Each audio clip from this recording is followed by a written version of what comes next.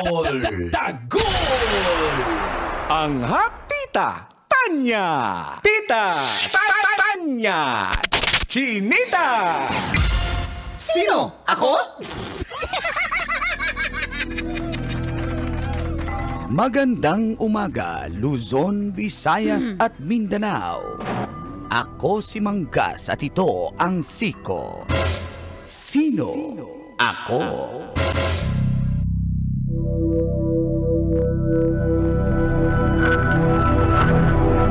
Meron pa ba kayong lumang telepono sa bahay nyo? No.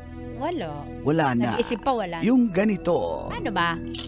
Rotary. Ay, gusto ko yan. Pero wala ko na. Ikaw? Wala na rin. Ayan. Ang ganyang mga payphone booth ay hindi na nauuso dahil sa paglipanan ng mga cellphones.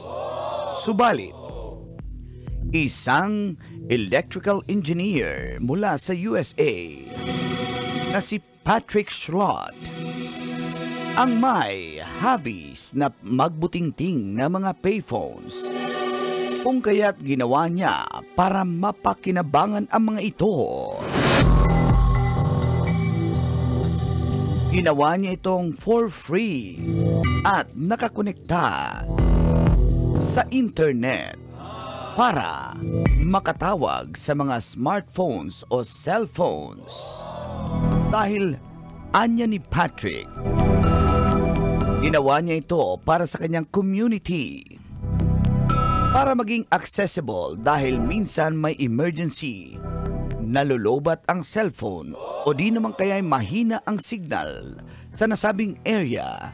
Kung kaya't magagamit mo ang lumang telepono na makakakonek sa mga cellphones para ikaw ay makatawag. It's amazing. Yan ang ating Siko. Sino? Ako.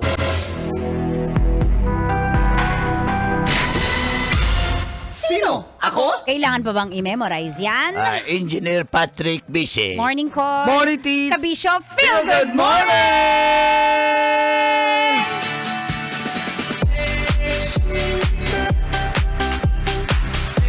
Monday, June 9, 2025. Traffic karon. Sa oras na 7:34, kasama niya ng pambansang angkol, Angkol Tagol!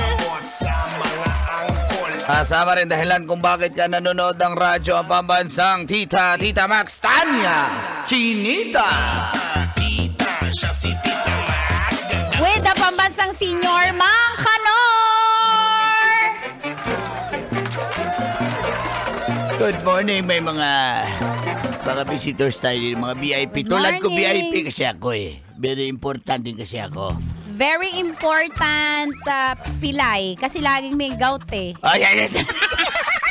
Laging may gout si Mang Kanor. Buti na lang din niya sinabi, very important playboy. VIP. Ha? Ha? May sinasabi ka? Wala ko sinasabi. Yun. Pero shout out sa engineer na ito. Yan. Yung mga vintage Telephone. sa kakatuwa. Yan, so yung mga Si millennials, Gen Zs naabutan, hindi na nila naabutan. Si Kuya Kajot ang meron dito, vintage telephone. Keypad pa siya eh. Diba? Iba yung cellphone yun eh. Pero kumbaga kung usapang vintage, si Uncle Kuya Kajot, yung may vintage dito. Di keypad siya eh. Di keypad? Oo, pero nakakapag-Facebook. Hala, oo nga no. Ba, may Facebook pa sa keypad? Tapos may dalawang SIM. Yun. Wala. Basic! Ito yan na kung sabi nga nila, lituhin natin yung mga Gen Zs.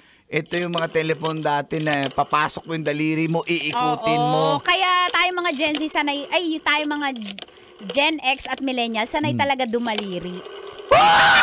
Iba yun! Oo nga no. Diba? Tapos pag nag-ring, ito yung... Nagba-vibrate. Kaya sanay din tayo sa vibrate. Aray ko, nakakakiliti. Ang galing naman ng engineer na yan. Sino ba yan? Ano pangalan sa Facebook? Diyos ko, ang pangalan ng engineer Patrick. Si Patrick! Ay, yung babaero. Iba yun. Ano? Itong Patrick na to, ito nakakatulong sa komunidad. Iba yung Patrick na, na screenshot. Iba yun. Oo, iba ba yun? Okay. Kala ko kasi basta Patrick, babaero. Hindi lahat. Totoo naman. Kasi si Engineer Patrick nga ng USA, talagang para sa mga community niya yung ginagawa niya eh. Tama naman kung mahina ang signal or ma-dead bat ka minsan, di ba? Although may mga charging stations na sa mga malls. Pero what if nasa labas ka? Emergency cases, may phone booth, libre lang. Libre siya, hindi siya, dati di ba, phone booth, hulog-hulog ng coins. Libre siya. Magkano sa atin dati? $2, no? Oh, may gano'n. Hanggang umabot ng 5 piso. Hanggang sa... AT&T pa yung ipipindutin natin kahit di tatawag tayo overseas. Ano Bayantil. Shout out sa ex ko sa Bayantil. AT&T mabuhay. Sila yung Salonga pa, di ba? Ayun. Pero at least may mga ganong factor. Oo nga, no, libre lang para sa komunidad mo. Yan yung mga Patrick na dapat tularan. Yan, mga panalo engineer, dyan? Basta engineer, babaero. Hindi, mabait nga. Yan magaling sa math eh. Yung engineer. Yung babaero. Siyempre, nabibilang niya yung mga babae niya eh. Kasi... Yung babaero? ng engineer. Oh, kaya pala times 2. Yung... Times 2 yung babae niya. Ng babaero? Yung engineer. Uy, may board exam yan eh. Yung engineer? Yung babaero. Bumagsak pa sa board exam. Yung engineer. Yung babaero, imposible. Ay, bakit siya may lisensya? Yung engineer? Yung babaero. Meron na palang ID. Yung engineer. Yung babaero. Ba yan? Ang liit? Ang liit ng ruler ng engineer? Ang ruler ng babaero. Hindi na gumanon eh, kaya protractor yun. Wow, nakita niyo po, protractor ng engineer. Nang yung babaero. Ayan. Good morning sa mga engineer? na babaero! Hoy! At mga drivers natin nakikinig na ngayon, si Kuya Edgardo Bautista. Kuya Edgardo, napaka-babaero mo talaga, kaya para sa itong Marilag. Sa mga bisita na si Miss K at Miss M, Ba't good ka morning. pinapawisan, Mang Kanor? Painit eh.